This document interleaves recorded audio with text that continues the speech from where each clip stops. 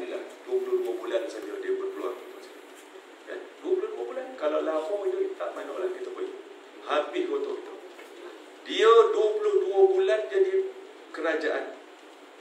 Saya kecewa juga. Saya ingat Lim Guan ini pandai rupanya mangkuk ya. Saya ingat dia pandai. Dia cakap pandai. Kita mentadbir negara 62 tahun. Hutang kerajaan sebanyak 686 bilion. Ya. Itu setakat bulan Mac 2018. Saya ahli Majlis Kewangan Negara.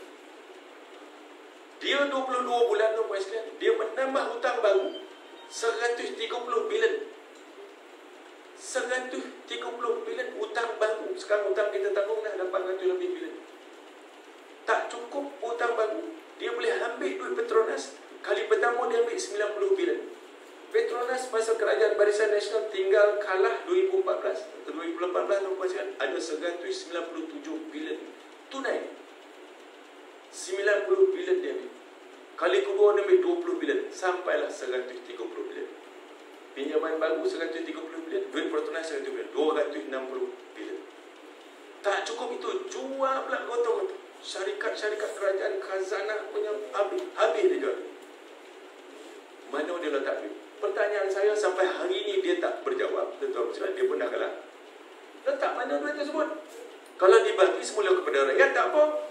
Tapi duit rakyat dipotong. BRIM dipotong. BRIM dia potong. Bantuan-bantuan semua dipotong. Bantuan kebajikan masyarakat. Ramai di Negeri Sembilan ni beribu orang dibuang begitu saja. Bantuan nelayan tak ada. Bantuan penoreh getah tak dapat. Mara punya peruntukan dipotong setengah. Dia letak mana duit? Ini dah tutup apa sekali. Ini dah keren dah musibah. Musibah dia amat besar. Kalau lama lagi kita hidup apa sekali. Memang hancur negara kita. Bila dah hancur negara kita, kita ambil alih pun tak guna. Jadi alhamdulillah berkat doa kita. Bukan kita yang jatuhkan dia. Dia sendiri yang jatuh pun sekali. Tahap pemimpi tu dia konti dah.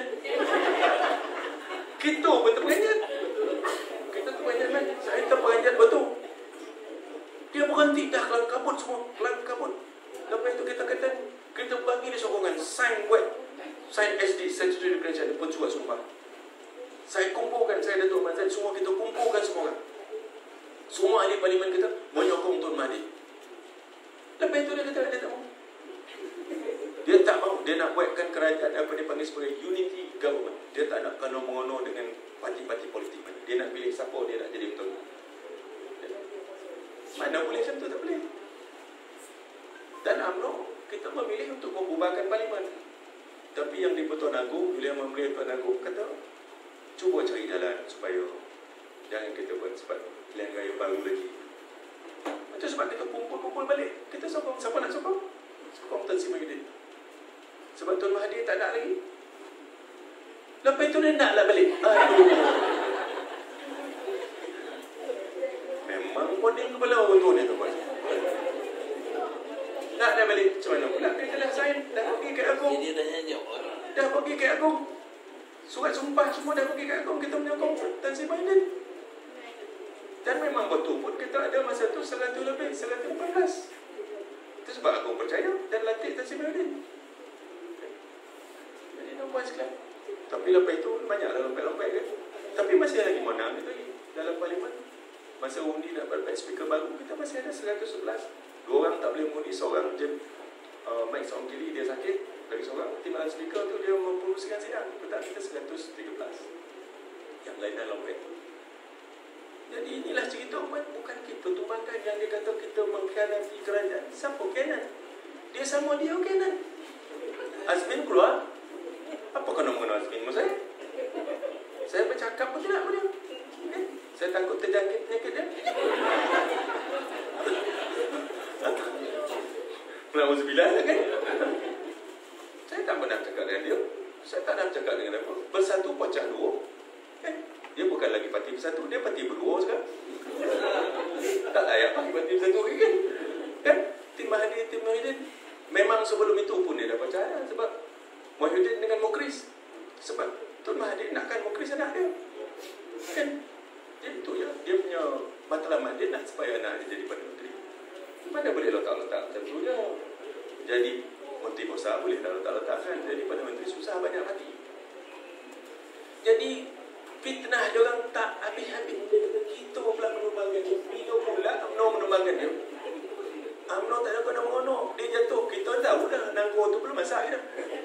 Muncul lah pun. Tengok bisa bagi jatuh. Kapan mata pula kan.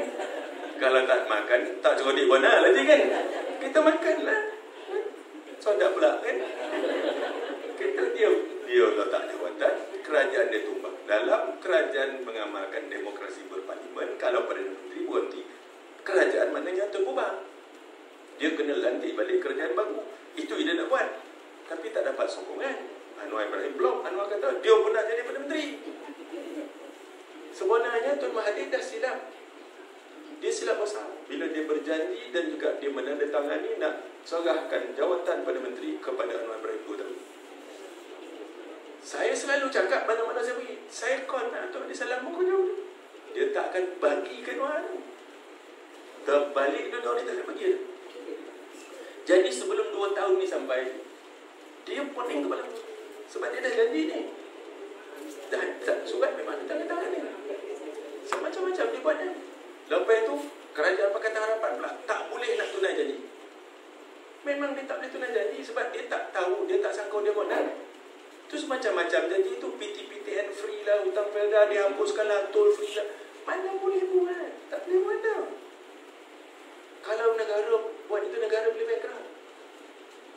Tol je kalau nak hapuskan tol, kena bayar konsesi balik kepada konsumen dekat 300 bilion. Apa guna kita bayar? Sebab dia tak lama lagi ambil. Itu sebabnya saya soal dekat semuanya, mengapa nak ambil Gamuda ni yang 5 ni? Gamuda lagi 3 tahun nak ambil. Nak bayar pula kat Gamuda 6 bilion. Terkolak apa salah Gamuda? Kan? Apa kita nak ambil balik? Kau ambil lah. 6 tahun. Apalah 6 tahun. Tapi dengan syarat jangan naikkan tol. Ambil, lepas tu nak charge pula orang ramai. Congestion fees. Benar. Ini mana cerita tu kan? Lepas tu akan bagi diskaun pada pukul 1 pagi sampai 6 pagi. Ni nak bagi kepada jin-jin ke apa? Mana ada orang kalau nak bagi pula kepada rakyat, buatlah masa puncak daripada pukul 7 pagi sampai 10 pagi, 5 petang sampai 8 petang. 1 pagi sampai 6 pagi. Kocoi mengangkat orang itu yang baca. Itu sebab kita panggil pakatan hancing. Sampai 10 lah pantun Maslan. Kalau nak pergi memancing, jangan lupa bawa umpan. Kalau tak nak koncing, jangan undi Pakatan Harapan. Memang Maslan dia betul. Jadi inilah dia tuan kerajaan yang ditubuhkan di atas asas 3 parti. PKR, PBBM, DAP dan PAN. PBBM ni ditubuhkan atas asas sakit hati nak menjatuhkan UMNO. Dia tidak ada visi. Itu sebab bila dapat jadi kerajaan tak tahu nak buat apa. Dia sebabnya asalkan jatuh Najib, jatuhkan UMNO. Itu visi dia. PBBM ditubuhkan. Parti Amanah, PAN, dia ditubuhkan untuk memecahkan orang Melayu dalam PAS. DAP yang menaja Mat Sabu daripada dulu. Itu sebabnya bila Mat Sabu boleh menang timbalan Presiden PAS mengalahkan Ustaz Nasaruddin, saya cakap orang PAS ni bodoh kan? Mat Sabu boleh timbalan PAS, parti Islam. Mat Sabu ni kan pintu pegang apa kan? Dia tak ada pun, dia bukan pengajar agama pun. Dia ITM pun dia gagal. Dia belajar culinary, belajar masak. Betul bukan nak menghina dia. Itu bidang dia. Boleh menang sebagai timbalan Presiden, maknanya ada sesuatu yang tak benar.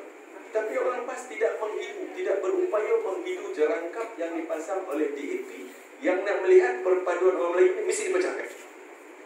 Selagi perpaduan orang Melayu dalam PAS dan UMNO tak pecah, DAP tak akan dapat jadi kerajaan. Dia berjaya pecahkan PAS, dia berjaya pecahkan UMNO dengan PBB. Dapatlah. Dia punya jangkaan 7 ke 10% untuk dia menang jadi kerajaan. Orang Melayu kalau pecah keluar tak mengundi Barisan Nasional, ternyata berjaya. Jadi itu kunci dia. Jangan berpecah belah. Orang Melayu cukup. Kalau kita pun tak buat kita dah menikmati arti kemerdekaan. Takkan kita nak tinggalkan negara ke anak cucu kita, negara yang hancur lebur macam ni. Dan kita berhutang dekat mak ayah kita yang telah memerdekakan negara. Takkan kita pula nak bagi negara yang lebih tak baik daripada apa yang ada hari ini. Semestinya lah kita mesti meninggalkan satu negara yang lebih baik untuk anak cucu kita, terjamin masa depan anak cucu kita. Kalau itu ni saya tak jangka, saya tak tahu, tak nampak mana tempat orang Melayu, anak Melayu di negara. Segala macam cara dijadikan untuk menguntungkan sesuatu. Macam-macam. Tuan-tuan puan sekalian, baru satu penggal, tak sampai satu penggal, 2 tahun dia menjadi sebagai ahli panel melantik hakim-hakim tuan sekalian. Tak pernah terjadi hakim yang dilantik ke mahkamah tinggi, ke mahkamah konstitusi. Ada yang direct daripada Persatuan Peguam tu masuk.